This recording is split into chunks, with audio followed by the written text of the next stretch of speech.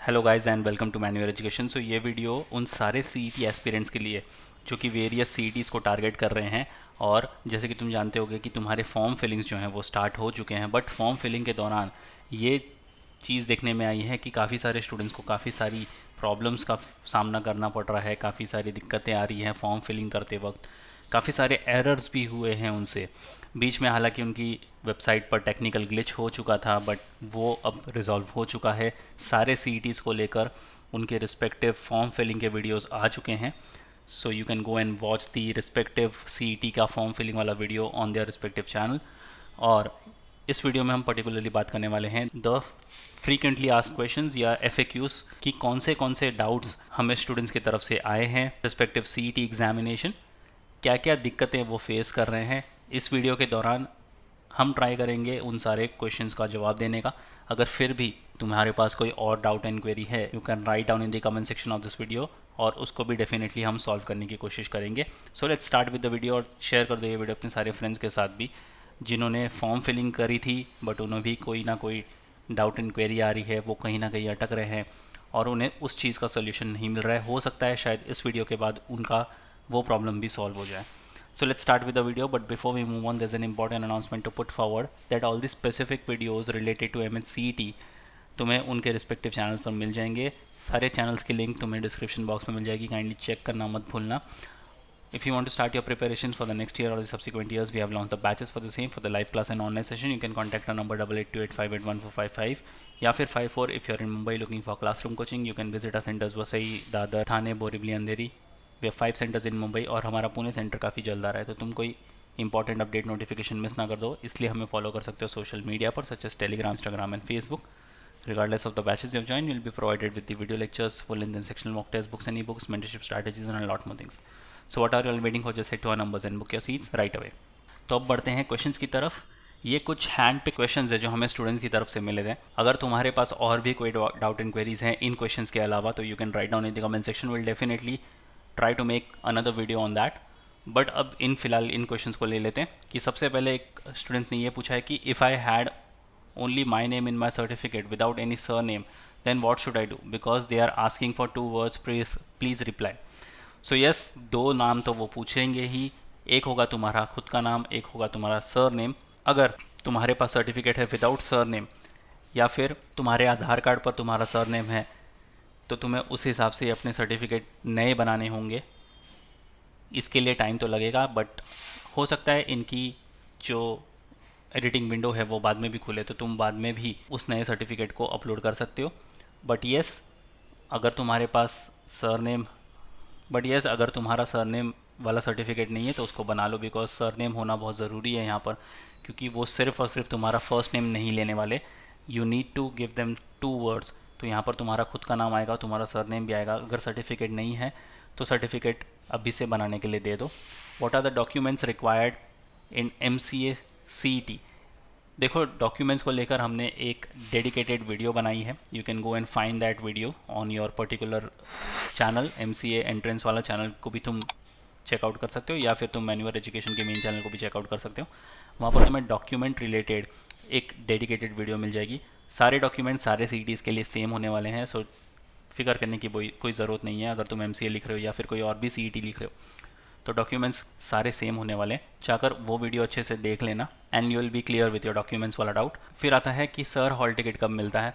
Hall ticket तो तुम्हें मिलेगा, पहले तो तुम्हें अपना रजिस्ट्रेशन कंप्लीट करना है। तुम्हारे जो एग्ज़ाम की डेट है वो आउट हो चुकी है। अब तुम जो कोई भी CET लिख रहे हो तो उस हिसाब से तुम अपनी एग्ज़ाम डेट चेक कर लेना।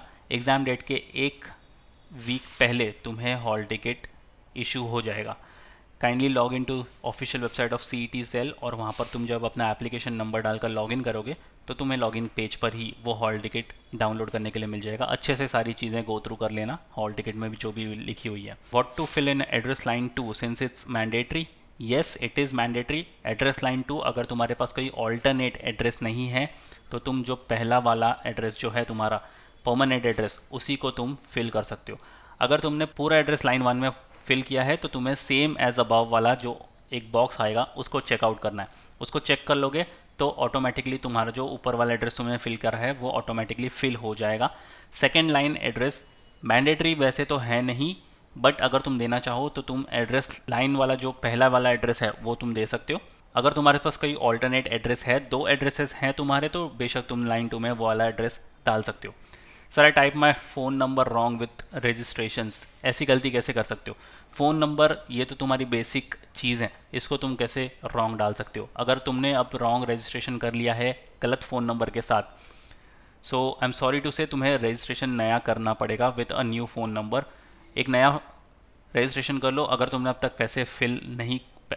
तक पैसे नहीं भरे हैं, बहुत अच्छी चीज़ है, एक नया रजिस्ट्रेशन कर लो with a new email ID, और फ़ोन नंबर इस बार अच्छे से डालना, कोई गलती मत करना।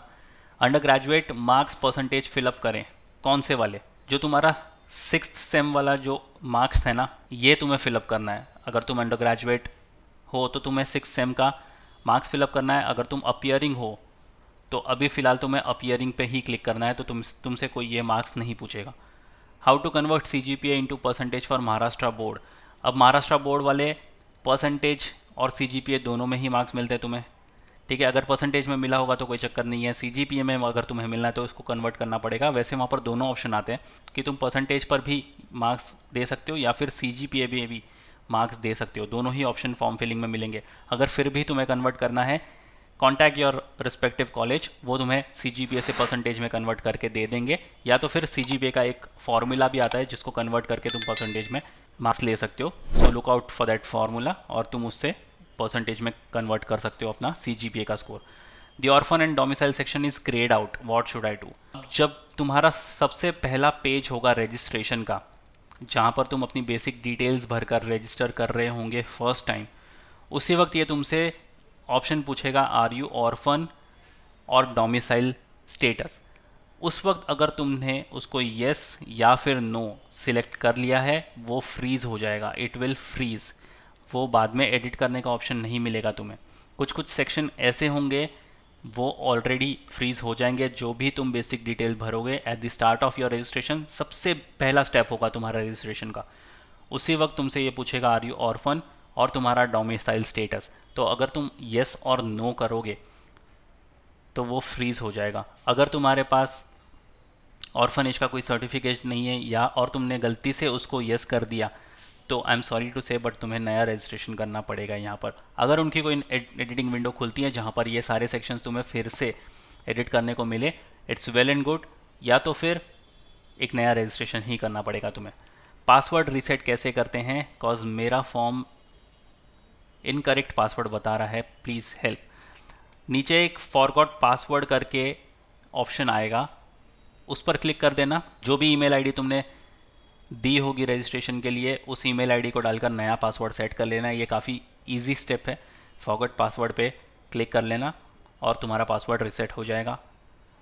Sir in new candidate registration it is showing the process is close, is it a technical glitch. Technical glitch ये पहले था, जिस दिन इनका रजिस्ट्रेशन स्टार्ट हुआ था लेट इवनिंग इनका टेक्निकल ग्लिच आ चुका था, बट अब प्रोसेस काफ़ी स्मूथ हो चुका है, इनकी वेबसाइट भी अच्छी खासी चल रही है। अगर उस दिन के बाद तुमने वापस चेक नहीं किया है, आई वुड रिक्वेस्ट कि वापस एक बार जाकर उनकी वेबसाइट चेक कर लो। जो भी CET के लिए तुम अप्लाई करना चाहते हो, एक बार उसका फॉर्म फिलिंग स्टार्ट करके देखो, कोई ग्लिच नहीं है। अगर ग्लिच आता है you can write down in the comment section, will find a way for it. Sir, I am a student of VJ category, but I am not eligible for non-creamy layer certificate as my family income is more than 8 lakhs. So should I fill my MBA CET form from open category or my reserved category?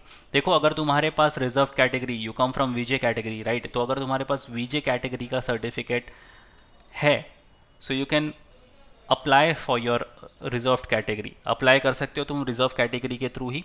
But अगर तुम्हारे पास इसका certificate नहीं है तो better है कि तुम certificate बनाने के लिए दे दो। 1 महीने का कम से कम तो टाइम लगेगा इस सर्टिफिकेट को बनने के लिए, और हो सकता है तब तक शायद तुम्हारी एडिटिंग विंडो वापस भी खुल जाए। सबसे अच्छी चीज़ है कि यहाँ पर अब तक कोई भी डॉक्यूमेंट्स अपलोड करने के लिए इन्होंने कहा नहीं है, सिर्फ येस और नो पर टिक करते जाओ। जो भी चीज़ों पर तुम येस टिक करते जाओगे, उन चीज़ों का तुम्हारे पास सर्टिफिकेट होना चाहिए। ये बाद में तुम्हें कैप राउंड के टाइम काम आने वाला है। इतना ध्यान में रख लो कि कोई भी CET का अगर तुम फॉर्म भर रहे हो तो कैप राउंड के टाइम पे ही तुम्हें डॉक्यूमेंट्स अपलोड करने पड़ेंगे। अब कोई डॉक्यूमेंट तुम्हें अपलोड नहीं करना है, तो अगर तुम येस भी करते जा रहे हो, मेक श्योर करना कि तुम कैप राउंड के पहले पहले वो डॉक्यूमेंट्स हासिल कर लो। सो अगर तुम VJ कैटेगरी से आ रहे हो and if you watching this video, Vijay category में भर दो फॉर्म, कोई टेंशन वाली बात नहीं है।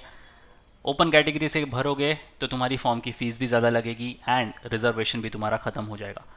अभी ओबीसी का सर्टिफिकेट नहीं है सर, 1 महीना लगेगा आने को, क्या ओबीसी डालूँ कैटेगरी में? अभी फॉर्म में सर्टिफिकेट नहीं लगता ना, प्लीज़ रिप्लाई यस। अभी फॉर्म में सर्टिफिकेट नहीं लगेगा, तुम्हें सिर्फ और सिर्फ बेसिक डिटेल्स भर कर ही अपना फॉर्म फिलअप करना है।